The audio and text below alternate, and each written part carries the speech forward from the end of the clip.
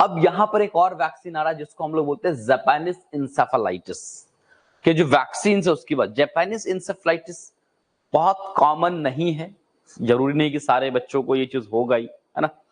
कुछ कुछ specific reasons है, जैसे गोरखपुर का कुछ रीजंस है जहां पर जापानीज इंसेफेलाइटिस वगैरह देखने को मिलता है। तो कुछ रीजंस है जहां पर ये कॉमनली देखने को मिलेगा, तो इसलिए हम लोग आगे पढ़ेंगे भी। तो जापानिक इंसेफेलाइटिस है, this not included in the national immunisation schedules के अंदर। तो सबसे पहली बात हम लोग करते हैं, जापानीज इंसेफेलाइटिस जो है जेई एक इंपोर्टेंट वायरल डिजीज है, और ये ऐसी बीमारी है जिसमें अंदर में फेटल कंडीशन, यानी बच्चे मरने की नौबत में आ जाते हैं, डेथ कर सकता है ना। Vaccination against JE is a significant prevent the major it the specially drug are not available for the treatment. कि वैक्सीनेशन ही अभी एक उपचार है बहुत बड़ा, जिसके तहत हम लोग कह सकते हैं कि वैक्सीनेशन एक ऐसा उपचार है यहाँ पे जिसके तहत हम ये कह सकते हैं कि बच्चों को जापानीज इंसेफेलाइटिस से बहुत ज्यादा बचाया जा सकता है। क्योंकि जापानीज इंसेफेलाइटिस होने के बाद कोई अब तक प्रॉपर ट्रीटमेंट जापानीज इंसेफेलाइटिस का नहीं है ना। इंसेफेलाइटिस का है बट उसका नहीं, इसलिए उसमें बचना असंभव हो जाता है ज्यादातर। At present there 3 type of vaccine, 3 तरह के वैक्सीन आप पाए जाते हैं, आपको याद रखना है ना। तो मेनली हम लोग देखते हैं जिसको हम माउस ब्रेन डिराइव्ड या इसको हम लोग इनएक्टिवेटेड वायरल वैक्सीन के नाम से जानते हैं। तो ये कह सकते हैं इनएक्टिवेटेड वायरल वैक्सीन।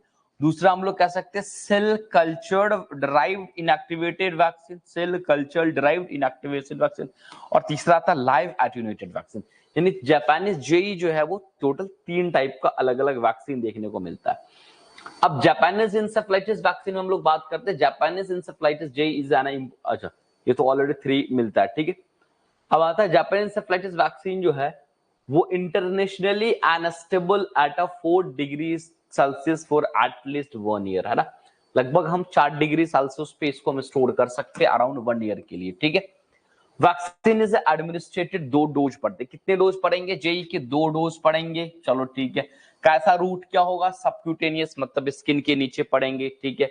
एमएल कितना डोज होगा? 0.5 ml अमाउंट होगा to the children and 1 to 3 years, है ना, एज, 1 से लेके 3 साल के एज को विथ, जबकि 1 ml का जो डोज होगा वो 3 साल से बड़े बच्चे को उसको 1 ml का डोज पड़ेगा eight interval of 1 to 2 weeks। एक से दूसरा, आज पड़ा एक या दूसरे सप्ताह का दूसरा डोज पड़ जाना चाहिए।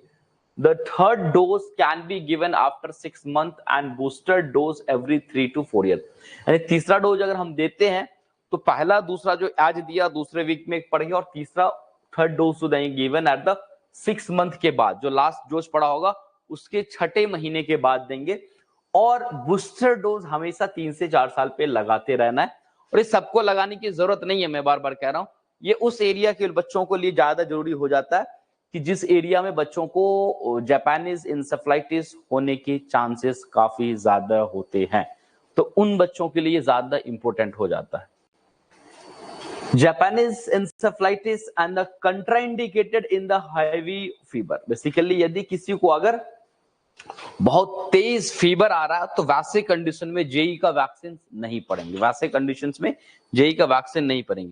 या कोई बच्चे है या व्यक्ति जो भी डायबिटीज मेलाइटिस का है तो नहीं पड़ेगा।